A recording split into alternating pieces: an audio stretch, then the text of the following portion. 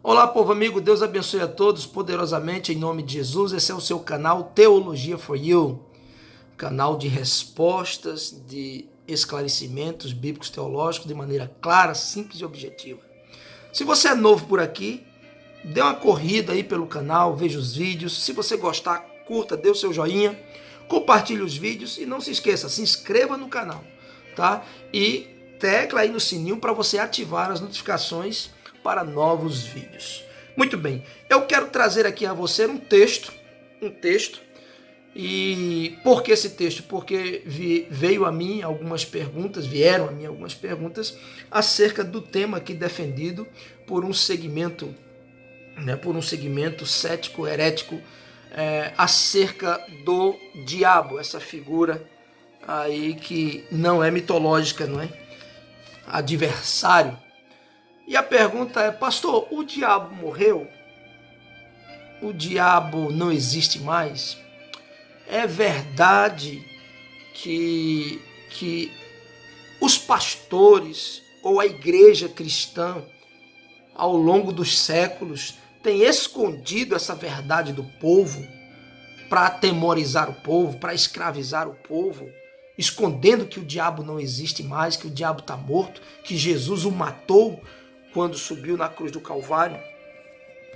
Veja bem, através desse vídeo eu quero responder a essa pergunta de maneira clara, simples e objetiva e, claro, à luz das Escrituras. Veja o texto, Hebreus 2, versículo 14. Visto como os filhos participam da carne e do sangue, também ele participou das mesmas coisas, para que pela morte aniquilasse o que tinha o império da morte, isto é, o diabo, para que aniquilasse o que tinha o império da morte, isto é, o diabo. Ok, muito bem. Através desse versículo isolado, se defende a tese da morte do diabo. O diabo morreu e não existe mais, não é? Seria isso verdade? Bom, primeiro nós temos que observar a palavra de Deus. Uma das regras da hermenêutica, da interpretação, é que a própria Bíblia se interpreta a si, não é?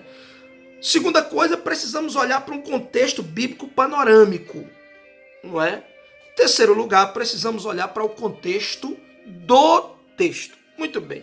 No contexto do texto, vamos observar que Hebreus capítulo 2 está falando da humanidade ou do revestimento de humanidade pelo qual passou o Senhor Jesus, para que assim ele pudesse passar pela morte. Porque o contexto é que os anjos foram feitos um pouco maiores que ele, ou ele um pouco menor que os anjos, no que diz respeito à humanidade, dando-nos a entender que anjos, por serem anjos, essas figuras espirituais, elas não passam pela morte. Aí Jesus foi feito um pouco menor no que diz respeito à humanidade, para que humanamente, ou revestido de humanidade, pudesse passar pela morte, a fim de remir, não é, a humanidade, a raça humana, pela sua morte vicária na cruz do Calvário. Esse é o contexto do texto. No contexto bíblico panorâmico, nós vamos observar que a Bíblia define anjos como espíritos ministradores. Anjos são espíritos ministradores, ou seja, que ministram, que servem ao povo de Deus, dada as ordens do próprio Deus. Espíritos ministradores. Dentre os quais existia um que no princípio era um querubim. Esse é o contexto da palavra de Deus referente ao próprio diabo, né? O enganador, que é o mesmo Satanás, adversário, a velha serpente. Então, a grande parte, através dos séculos, dos pensadores, comentaristas, intérpretes das Escrituras Sagradas, inclusive dos textos, né, originais, os mais antigos, eles concluem, um pensamento comum da grande parte da igreja no mundo, que dentre esses anjos que foram feitos espíritos ministradores, estava um que o Senhor o colocou como o luzeiro, o portador da luz. Ele não era a luz, mas o portador da luz. Lúcifer, que virou Satanás, que conhecido como diabo. Mas está nessa categoria. Ele era um querubim. E está na categoria de espíritos ministradores, como um anjo. Sendo assim, nós podemos concluir que um espírito não pode morrer. Como um espírito morre? Como um espírito pode morrer? Como um espírito pode experimentar a morte? Esses espíritos, eles estão uns na presença do Senhor para servirem ao povo de Deus, os que permaneceram fiéis, e os outros que caíram, conhecidos, como anjos caídos, esses, uns estão aprisionados e outros a serviço do próprio Satanás, que está nas regiões celestiais Vivinho da Silva. Então, eles vão passar por um julgamento, vão passar por uma condenação que é eterna e serão lançados no lago de fogo e enxofre. Mas nunca está atribuído, num contexto bíblico panorâmico, ou seja, num contexto total da Bíblia, nunca está atribuído a anjos a morte. Nunca. Nós não podemos perceber isso na Bíblia. Então, essa tese, essa doutrina, não tem sustentação bíblica. Mas, interessante, vamos olhar também para esta palavra, aniquilar-se, que é de onde, única e exclusivamente daqui, eles tiram essa dedução da morte de Satanás. Aniquilar-se, no dicionário em português, o que significa? Você já viu? Aniquilar tem alguns significados e nenhum deles está ligado à morte definitiva ou à extinção. É uma destruição, aniquilar, é uma inoperância, é uma anulação, mas nunca uma morte definitiva ou extinção. Seria forçar o texto, não é? Atribuir esta palavra à morte, à extinção, que é o que esse pensamento herético aí defende, né? A extinção, ele não existe mais. Satanás não existe mais, foi morto pelo Senhor Jesus Cristo, não é? Muito bem. No contexto, em português já está claro, mas muito bem. Vamos à origem da palavra. A origem da palavra é aninilare, ou seja, vem do latim, que é a junção de duas palavras, ad mais nihil.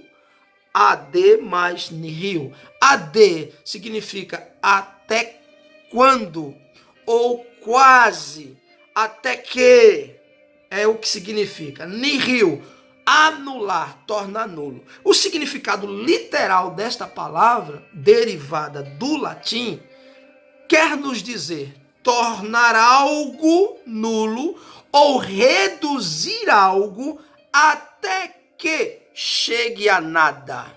Esse é o significado trazendo do latim. Muito bem. Derivado do latim, chega ao texto grego, onde está escrita essa palavra aniquilar-se. No original grego, a palavra é katargel, que significa, eu vou ler para você, katargel, tornar nulo, anular, deixar inativo, tornar inoperante, tornar impotente, abolir, tornar ineficaz. Mas nunca você vai encontrar em dicionários ou textos originais ou textos mais antigos essa palavra atribuída à morte extintiva ou à morte de extinção, de não existir mais. Então, ou seja, é uma forçação do texto, o que se caracteriza, em uma heresia. Por si só já se caracteriza a partir do ponto que eu defendo uma tese para ser doutrina baseada em um único texto. Isso é uma regra simples, básica, de qualquer iniciante, de estudos bíblicos teológicos. Qualquer iniciante, qualquer principiante vai saber disso. Não se pode formar doutrina de uma única passagem bíblica. Isso é simples, isso é bem básico. Enfim, mas só para trazer isso para você. Muito bem. Então, respondendo a essa pergunta, tem condição ou base bíblica para defender essa tese? O diabo está morto? Não. Veja o que diz a palavra do Senhor em 1 Pedro 5,8. Diz, sede sóbrios e vigiai, porque o diabo, vosso adversário, Satanás, né? O vosso adversário, ele anda ao vosso derredor, anda no presente. Para Pedro, um dos baluartes e pais da igreja, ele está vivo e anda, não é? Ou seja, isso aqui é depois da morte de Jesus. Isso é depois da morte de Jesus. Anda bramando como um leão, buscando a quem possa tragar. 1 de João, capítulo 3, versículo 8, diz que o diabo peca desde o princípio. 1 João, mais ou menos ali 90 e 95 depois de Cristo. Cristo já tinha morrido na cruz do Calvário e ressuscitado. Mas para João, o único que não morreu como mártir, o diabo peca desde o princípio. Ou seja, ele pecou no princípio e continuava pecando, desobedecendo, errando o alvo. Peca no presente para João. Isso depois que Cristo morreu e ressuscitou. Ok, mas talvez, né, na cabeça de alguns, 1 João, Pedro e outros livros da Bíblia já não servem mais. Só as epístolas paulinas. Muito bem. Segunda carta de Paulo aos Coríntios, no capítulo 11, versículo 14, Paulo atesta, dizendo que Satanás se transfigura até em anjo de luz. Presente, transfigura, o verbo está no presente. O apóstolo Paulo é também pós morte e ressurreição de Jesus Cristo, não é? Então, você vê que essa tese ou essa falsa doutrina não tem sustentação bíblica. E nós poderíamos fazer algumas perguntas. Por que Paulo disse então, já depois da morte e ressurreição de Jesus Cristo, que Satanás se transfigura? Alguém morto não pode se transfigurar. Paulo poderia dizer, ele se transfigurava, mas não, ele se transfigura. Por quê? Porque está vivo. Por que Pedro diz que ele anda? Por que João diz que ele peca, mesmo depois da morte e ressurreição de Jesus Cristo? Porque ele está vivo, era presente para eles. Outra pergunta que nós poderíamos fazer, por que Jesus, ele disse que nós iríamos impor as mãos sobre os enfermos, iríamos curá-los no nome dele, de Jesus, e iríamos expulsar os demônios no nome de Jesus? Por que Jesus disse isso? Jesus disse isso depois que morreu e ressuscitou, antes de ir para o trono de sua glória. Por que Jesus disse isso? Jesus teria feito a obra incompleta, matado a Satanás, deixando seus demônios vivos para atormentar o povo de Deus, a igreja e as pessoas? É só você raciocinar um pouco.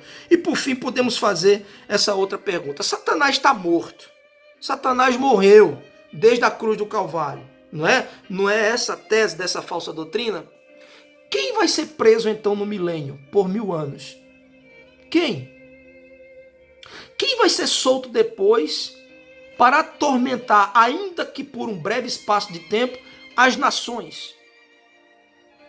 Quem depois do juízo do trono branco será lançado com a besta e o falso profeta no lago de fogo e enxofre para ser atormentado por toda a eternidade?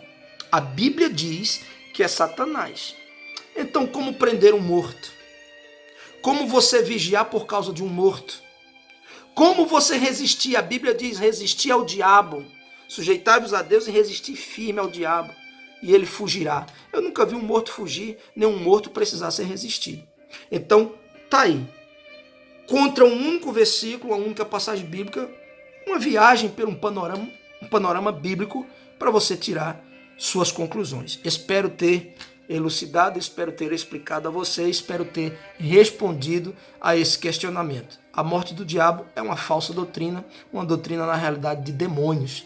Precisamos vigiar, como disse Pedro, e ficar sóbrio, equilibrados na palavra de Deus. Medite nessas perguntas, medite nisso que você ouviu e que Deus te abençoe e até um próximo vídeo em nome de Jesus.